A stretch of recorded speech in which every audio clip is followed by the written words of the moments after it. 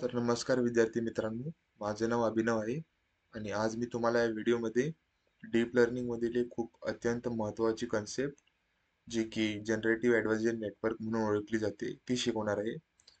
तर व्हिडिओच्या शेवटपर्यंत नक्की बघा. तर सुरू करूया मित्रांनो. वाय आपल्याला तर आता पाहूया हा विषय महत्त्वाचा का आहे. तर सगळ्यात पहिला आपण जसं की आपल्याला माहित असतं की भरपूर डीप लर्निंगचे मॉडेल आहेत जे की रिकग्नाइज करतात. जर एक्झाम्पल घेऊया आपण, जर एक इमेजमध्ये कॅट किंवा डॉग असेल तर त्या क्लासिफिकेशन करतं की ही कॅट आहे, ही डॉग आहे. तर मित्रांनो, आपल्याला एक असं मॉडेल बनवायचं असेल तर जे की जनरेट करतं डेटा, एक अशी कॅट किंवा डॉग जे की वास्तविकतामध्ये अजून एक्झिस्ट करतच नाही. तर मित्रांनो, ह्याच वेळी आपल्याला जनरेटिव्ह ॲडव्हायजर नेटवर्कचा वापर करावा लागतो. तर ही एक टेक्निक आहे जी मशीन लर्निंगला नवीन रिअलिस्टिक डेटा जनरेट करायला शिकवते, जसे की इमेजेस, ऑडिओज किंवा व्हिडिओज यासारख्या. तर हे समजण्यासाठी आपण एक बेसिक ॲनालॉजी समजूया, कन्सिडर करून चालूया की दोन मॉडेल्स आहेत. मॉडेल्स किंवा काही देखील कन्सिडर करू शकतो आपण त्यांना, जे काही जनरेटर आणि डिस्क्रिमिनेटर. तर बेसिकली जनरेटर नावातच आहे की ते जनरेट करणार. डिस्क्रिमिनेटर म्हणजे ते आयडेंटिफाय करणार. तर जनरेटर काय करतं, जनरेटर जे आहे ते जनरेट करतं इमेजेस. ठीक आहे, फेक करन्सी आपण एक एक्झाम्पल थ्रू समजूया त्यांना, की आपण खोट्या नोटा बनवतोय आणि त्या नोटा खऱ्या आहेत की नाही ओळखण्याचं काम डिस्क्रिमिनेटर करतो.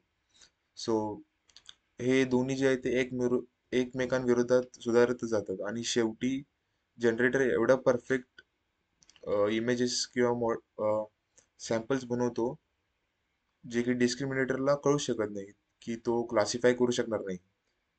तर असं असतं याच्यात. तर नेक्स्ट आहे व्हॉट.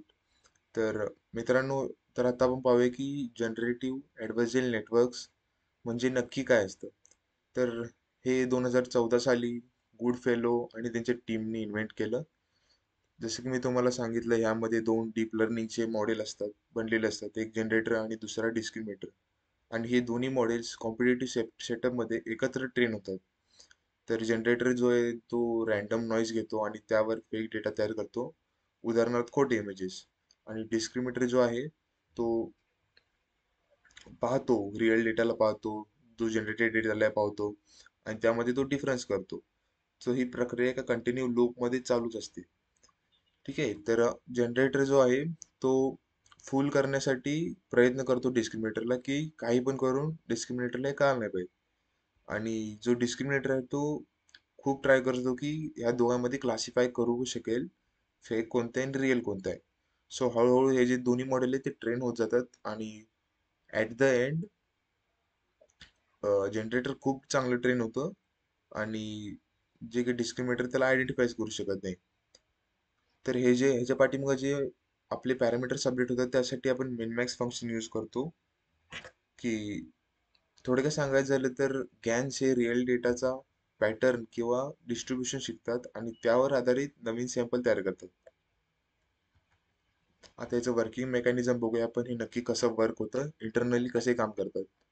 तर जनरेटर जो आहे तो सुरुवातीला एक रॅन्डम नॉईज किंवा व्हेक्टर घेतो आणि त्यावर न्यूरल नेटवर्क मधून पास करून फेक डेटा तयार करतो.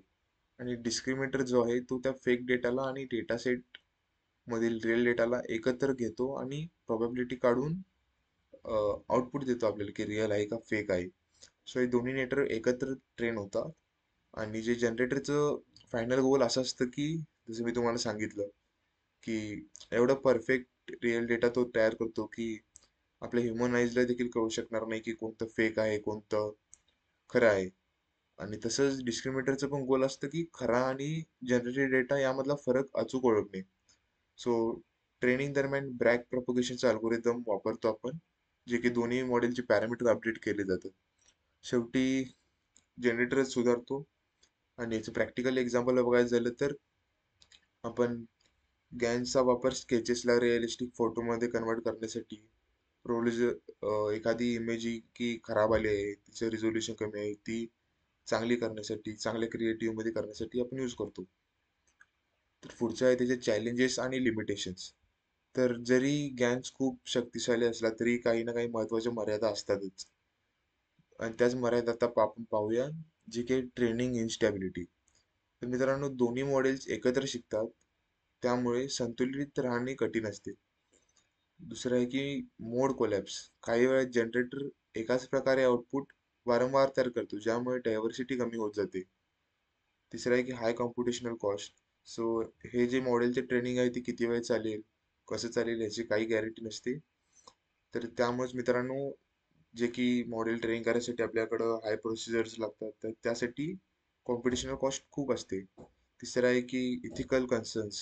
इथिकल कन्सर्न्स म्हणजे एखाद्या सर्वात मोठं आव्हान म्हणजे डीपफेक, म्हणजेच खोटे व्हिडिओज आणि इमेजेस जे मिसइन्फॉर्मेशन किंवा फेक आयडेंटिटी यूज होते. म्हणूनच गॅनचा वापर करताना खूप काळजीपूर्वक केला पाहिजे.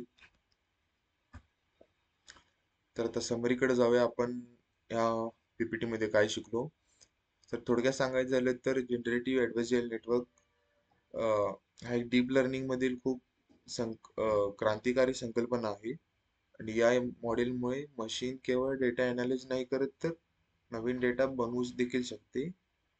तर गॅन्सने art, health care, entertainment, data augmentation या अशा अनेक क्षेत्रांमध्ये खूप प्रगती केली आहे.